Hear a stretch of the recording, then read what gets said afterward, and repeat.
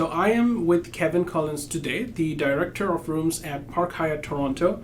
Kevin, is it safe to say that you are one of the youngest directors of rooms in Toronto? I don't have the data in front of me, so I'm not 100% sure, but at 28 years old, I can say that I've been very lucky to be given the opportunity to be the Director of Rooms, and one that I'm certainly excited about.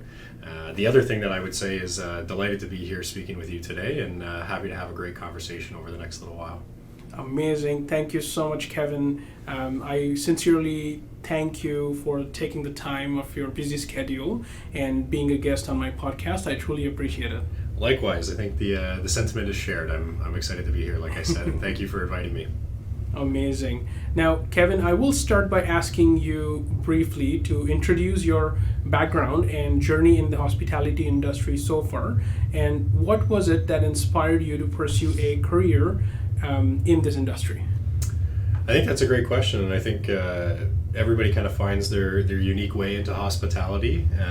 I started kind of in a previous career that allowed me to travel extensively, across North America as well as through kind of different parts of the world, and it was a great opportunity. I got to experience a lot of different hotels, what made a great hotel, what didn't make a great hotel, and everything kind of in between. And I remember sitting at home one Christmas, and I kind of said, you know what, I love the travel industry, I love the hospitality industry, but I myself don't want to be traveling as much as I was at the time. So I started my career through kind of networking and connection with Hilton. I was in a number of different roles and positions and things like that with that company. Was given the opportunity to move to Marriott, was with Marriott at a number of different roles, and then was able to experience kind of the independent side of the hotel and hospitality world as well. And now I find myself working with Hyatt here at the Park Hyatt Toronto. So that's a little bit of a guess about my background of how I got into the industry and then my journey thus far working in hotels. Amazing. Thank you so much for sharing. I'm sure it will be definitely inspiring for everyone who is listening right now. The second question that I will ask you is, what, in your opinion, are the key elements of delivering exceptional guest service in this sector, as you are the leader of such a phenomenal guest service team here at Park Hyatt Toronto, me being one of the team members? What would you elaborate on that? I think that's a good question. I think oftentimes in our industry we hear about the principal points of never saying no and being professional and being polite, and I think all of those are important. But I think really the fundamental character traits that I think when I view luxury and I view hospitality as encompassing, and certainly something that we've talked about with our team here at the Park Hyatt Toronto, is about being genuine and authentic. Absolutely. I think professionalism and polite and never saying no kind of wrap themselves up in being genuine and authentic. But I think if you can capture the essence of that in your day-to-day operations, whether you're in a position like myself, whether you're in a position like you with the concierge team, a front desk agent, a housekeeper, somebody working in food and beverage, if you can ultimately be genuine and authentic, I think that carries significant importance in creating, a luxury environment. Absolutely. And I think we connect about hospitality in similar way, and we kind of share the mutual understanding of what hospitality is, the genuine care part. Absolutely. I think when I had the opportunity to first read your book, I was so excited about that chapter and that section, because I think, again, we connect on a number of levels, but I think that's a pivotal one for somebody to be, long-term in this career and in this industry. I think that's ultimately going to make or break the success of that individual. So I'm glad that was included in your book, because not just in the podcast today, but if anybody does have the opportunity to listen or to read your book, I think that is probably one of the biggest takeaways that I can encourage. Oftentimes in our industry, we can be robotic and we can be stiff, and there's so many things that sometimes quote unquote corporate pushes out on terms of scripts and language you have to use and all of those kind of things. But ultimately, if you can be genuine and authentic, I think that is so important. Within reason. Yes. Now, moving on, could you share a memorable wow moment or experience from your career that stands out, and what do you believe made that moment exceptional for you and for the guest?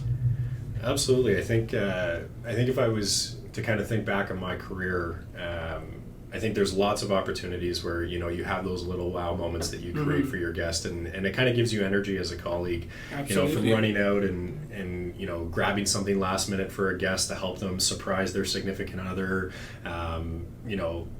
I think all of those are important. I look back on those in my career as really quality moments. But I think in my role now, I don't often get the time to interact with our guests and create those kind of valuable little wow moments. So I think if I was to kind of highlight like a wow moment or a wow kind of genre, I think really now in my role, I take my wow moments from the successes of our colleagues on the front line. So people like yourself and our front desk team, our bell team, the room attendants, all of those people that I have the ability to kind of watch and witness. I think that's where I pull my energy from, and where I definitely am impressed on a daily basis.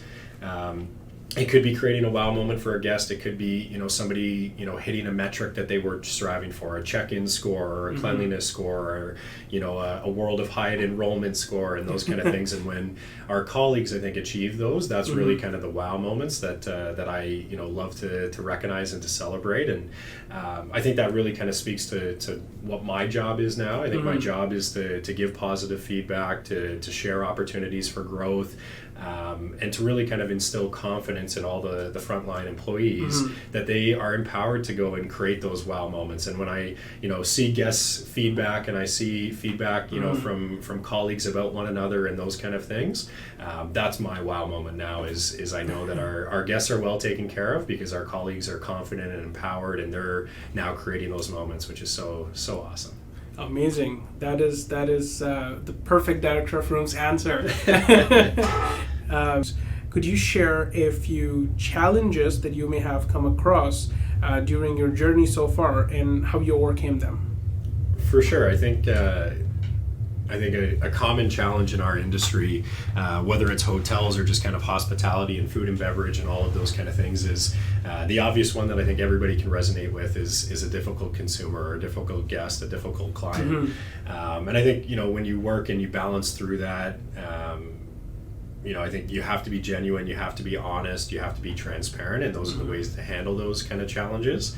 I think, again, kind of moving forward into my role now, I think the tougher challenge sometimes is operating in a luxury space while trying to also be financially responsible, and that delicate balance. Goes back to what we said at the beginning. You never want to say no. You want to say yes. You want to, create those wow moments. Yes. And those are exciting. Those are fun. But I think as a director of rooms, that it, has to be financially responsible and whatnot as well. I think that's where the challenge now comes, is how do we create those wow moments, and how do we say yes while also doing it in a, fiscally responsible way. So that's my challenge. And I think it's a battle that we all face every day on trying to evaluate that and determine what's a good investment and what probably maybe is not.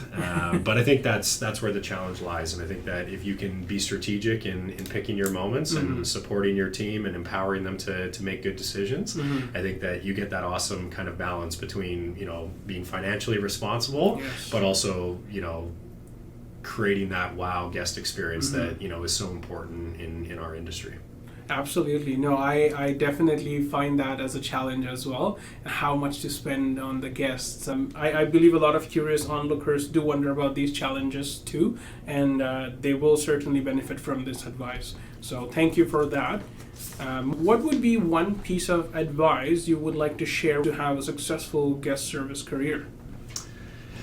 Yeah, I would kind of go back to your first question of kind of a little bit of a history of how I got into the industry. Absolutely. And when I was evaluating, kind of that transition from being the traveler and the corporate person that stayed in hotels all the time and trying to figure out what I wanted to do, I think it was fundamentally important that you make a sound decision on two facets. And the first facet is that you have to be engaged at work and you have to enjoy what you're doing. So you've got to find something that is kind of that quote unquote passion piece, something that you can pull energy from. And we all know, working in the industry, there's going to be those days where you go home and you scratch your head and you're like, why am I doing this? 100%. So it's important that you find something that you can pull passion from.